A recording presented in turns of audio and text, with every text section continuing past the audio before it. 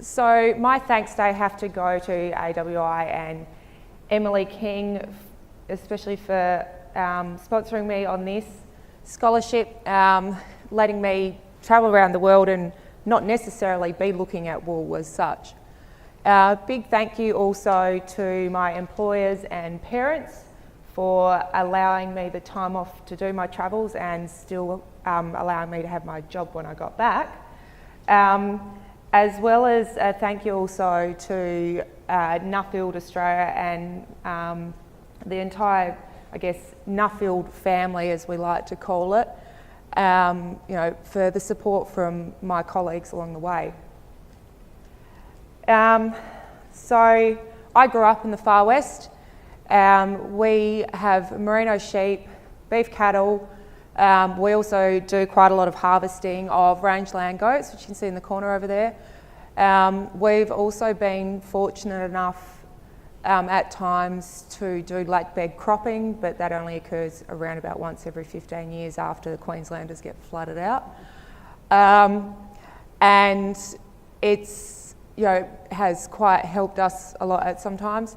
And so I have been living on Tor Downs for around 3.5 years now since we purchased it. And I'm living there with my 3 chooks, 2 dogs, and surrounded by wildlife. So this middle picture here is actually a wild dog that was coming into my dog kennel. So that was also part of my studies, was looking at predation.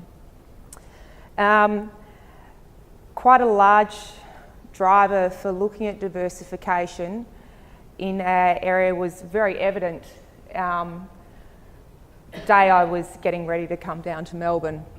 So this is just a little clip, as you can see, I took from the front seat of the ute as I was checking a few waters before I left with some delightful 40km/h winds. Drought is not a new thing for us, and it's not going to be an old thing, and I've seen it before in my lifetime, and I'm pretty sure I'll see it again, and heading home to be looking at this when we get back there. So I should also mention that at the minute we've got all that land, and we've got about 200 sheep left out in paddocks and 5 cows and whatever goats are still there. So diversification, I was looking at Livestock Mixes, which tied into predation and also available resources, driven by the fact that we've got dry and unpredictable conditions, with our average rainfall being around about the 200mm mark, which the last 5 years for us has been below average rainfalls. Through diversification, I was hoping to find answers that add to what we do that can help you spread risk and explore other avenues whilst still maintaining a wool producing flock. Over my entire Nuffield travels, I went to a number of different countries, did a lot of kilometres, and my main focus areas for my personal travel was Brazil, the US, South Africa, New Zealand, and I also spoke to producers here in Australia as well. So some of the livestock mixes that I looked at here in the States, we can see some Angora bucks. This was in some rocky hills, and they use a dual purpose goat so that they can still get a fleece off them, and these goats also help control the cedar and the brush and the prickly pear as well, which allows more grass species to grow for their merino flock and their beef cattle enterprise. When I was in Brazil, I visited the northeast. I went to a gentleman's property who they'd had 150mm of rain in the previous 2 years before I'd got there. And he liked running goats with his sheep because, as you can see on, this bit of rope cactus just here, the goats actually use their horns to knock the thorns off the cactus so that the sheep can access the flesh of the cactus, which had about an 8% protein content. And still in Texas, so the top picture there shows a type of goat. So this rancher ran a sheep stud and a beef cattle enterprise, but given his locality to hunting parks, he also raised these ibex. He was telling me that he can sell the kids at 6 months old for between $2,500 to $4,000 US, 2-year-olds for $3,500, and some of the adults could be worth anywhere from $4,000 to $8,000 US, and that's, you know, he only had a couple of acres fenced off for them. It's a tidy little extra income for him. And in that bottom picture there is a few more goats in another area of Texas close by. The rancher that was running these ran them along with a merino flock and beef cattle and also a stud cattle enterprise. And for him, he said having a diversification amongst his livestock mix was his absolute key to being able to correctly utilise his mix of country type, and you know, having goats to be able to graze some of the rougher species that sheep weren't necessarily interested in. And then on to that, the predation section I was looking at. Now, predation isn't a new thing, and it's a global thing, whether you're in Brazil with cougars or whether it's South Africa with black-backed jackals or coyotes in the US. Here, one of the farms I went to in the Karoo in South Africa, he showed me a jackal trap, and the stone on the front of it had etched into it 1889. So this was quite an old structure that was still sitting there. When in South Africa, I was having a talk to some of the industry people there, and government has been helping train shooters, night shooters, and through the use of integration of fences and that type of thing as well. They'd actually seen jackal predation in areas where people were implementing this drop from 15% down to just 5%. So they were pretty happy with the training that was going on there. These Moremas that I saw in Brazil, they were helping this sheep feedlot who also had a Suffolk and a textile stud, I think it was. They were losing up to 26 sheep a night, which doesn't seem very many, but when they're stud sheep, I think it was costing them quite a bit. And introducing the dogs has helped drop their losses to zero. The manager was also laughing about the fact that one night he had to go out and rescue some sheep thieves that were standing on the top of their vehicle because the Moremas had encountered them trying to steal sheep. So Moremas are actually used quite a bit through Brazil, not just for animal predation, but because of the socio-economic issues in the area, thievery is quite a large issue for them. And the bottom picture there was in South Dakota in the US. And I guess this is shows you that sometimes you have to trial some things, and if it doesn't work, try something else. This farm had tried Moremas, but because of their locality, a small farm, lots of close neighbours, they found the Moremas weren't suited for them, so they're actually trialling donkeys. These couple of pieces of technology are used by a large company here in Australia.